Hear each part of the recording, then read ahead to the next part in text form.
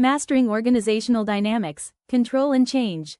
Welcome to a foundational exploration of two critical pillars in management, control and change. Understanding these dynamics is essential for any aspiring business leader looking to navigate the complexities of modern organizations. 1. The essence of control. 2. Designing effective control systems. Defining control, its vital importance, and the structured process involved. Key considerations for building robust mechanisms, including financial control strategies.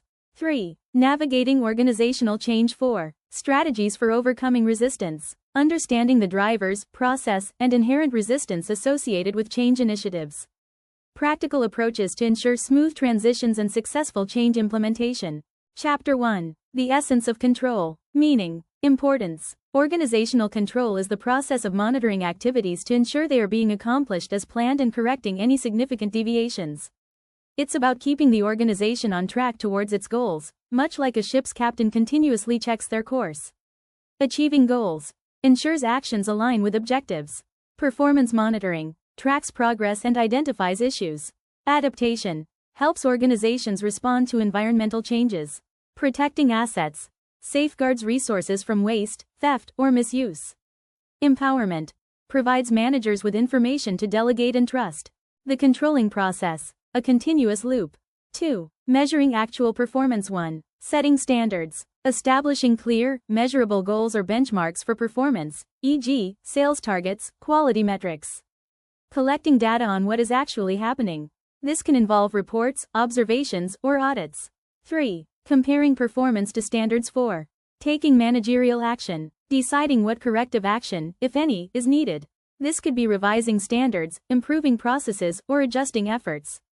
Analyzing variances between actual results and the established standards. Is performance above, below, or on target? This process isn't linear, it's a feedback loop, constantly informing adjustments for future activities.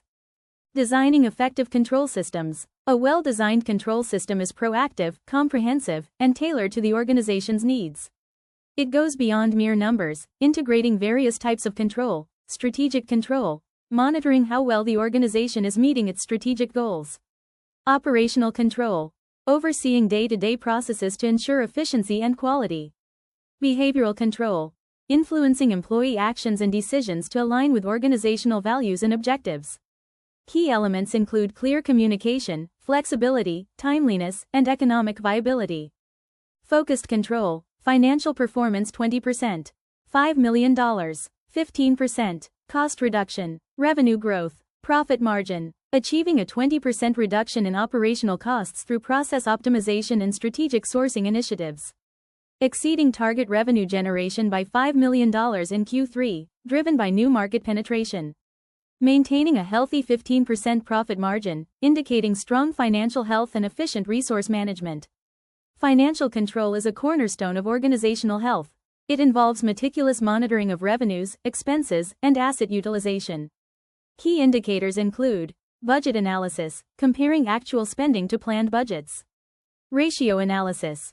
Using financial ratios, e.g., liquidity, profitability, leverage, to assess performance. Audits. Internal and external reviews to ensure financial integrity and compliance.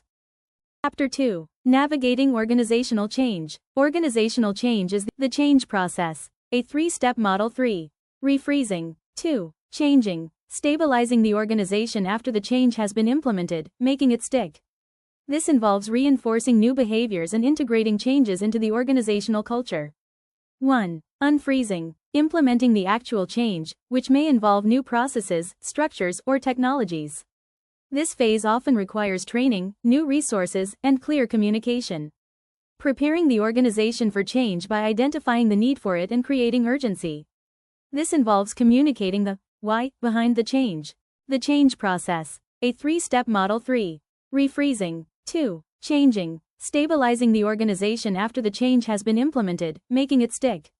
This involves reinforcing new behaviors and integrating changes into the organizational culture.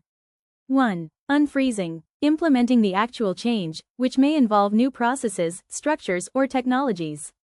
This phase often requires training, new resources, and clear communication. Preparing the organization for change by identifying the need for it and creating urgency. This involves communicating the why behind the change. Key takeaways and next steps. Control is foundational. Change is constant. Leadership is key, essential for ensuring goals are met and performance is optimized. Organizations must proactively manage change to adapt and thrive. Successful control and change initiatives rely heavily on effective leadership and communication. For further study, explore case studies of successful and failed organizational changes. Research